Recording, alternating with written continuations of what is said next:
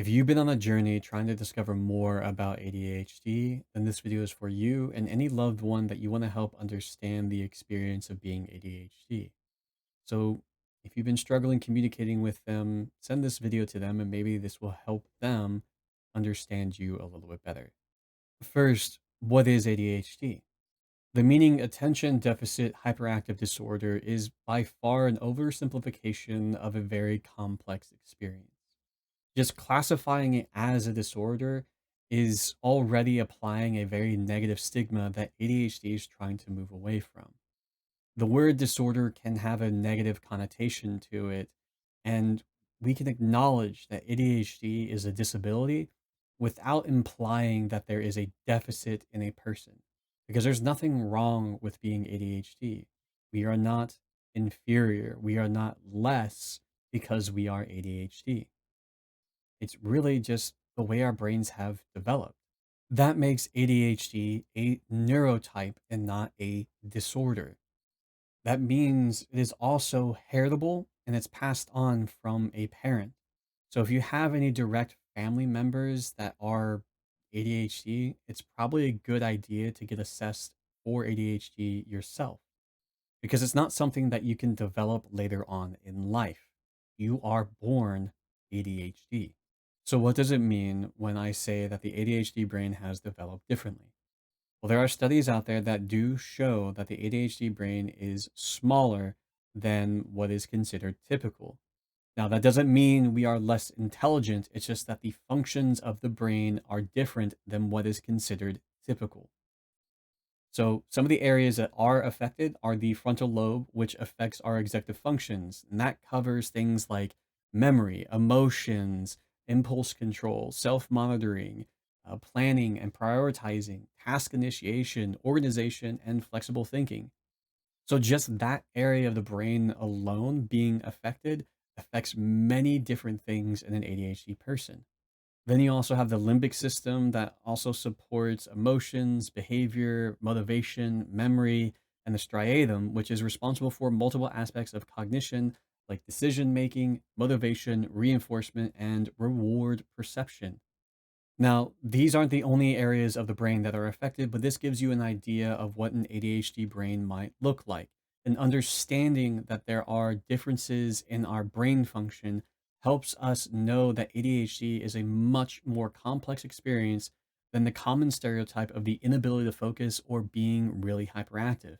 In fact, there are three different presentations of ADHD.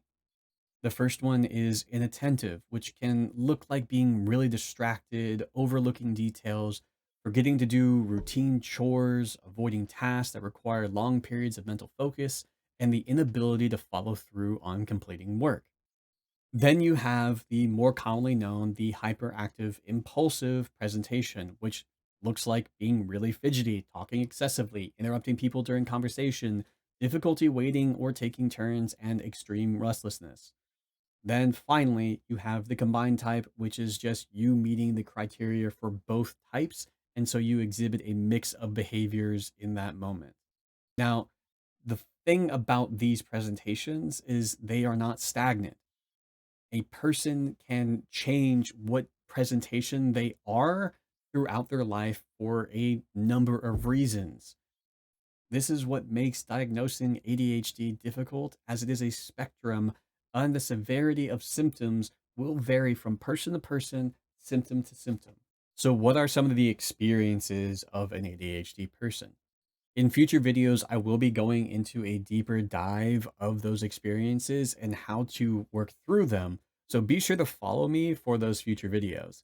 But here is a brief overview of common experiences with ADHD people. There's decision paralysis. This is where we are overwhelmed, typically due to having too many things to do to get done, but we don't know where to start because we really struggle with knowing how to prioritize.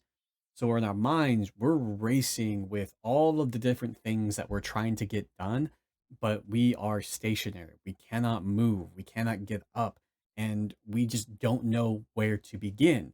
And from an outside perspective, this can look like we're being lazy or we're just not doing anything. But internally, we are shaming ourselves, we are feeling extremely guilty, and our mind is racing with, I need to do this, I need to do that, I need to do this. And it's really, really frustrating. Next, we have difficulty with our perception of time.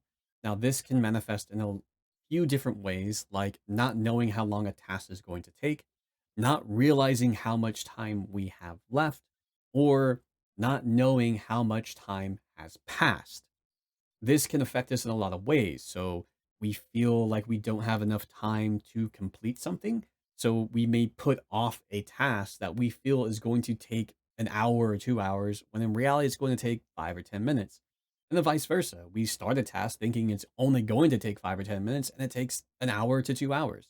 Sometimes we feel like we have more time than we do to get ready to go places. And oftentimes that leads us to being late. So if you have an ADHD friend and they are constantly late, please just be a little bit gentle with them and communicate. And lastly, but definitely not least, we have poor emotional regulation, which can look like being extremely expressive with our emotions to the point where we can be very overwhelming to people or ourselves, to not even understanding what emotion we're feeling and being able to express them correctly. This can even lead to frustration and outbursts because we are unsure how to express ourselves. The point is, ADHD is a very complex thing to understand and experience.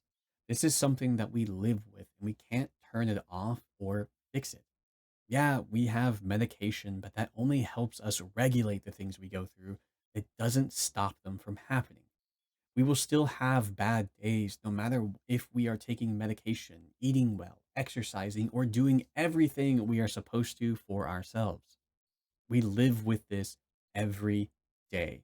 And that is why it can be very disabling and exhausting. But educating people about what we go through so they better understand and support us can dramatically alter our lives for the better.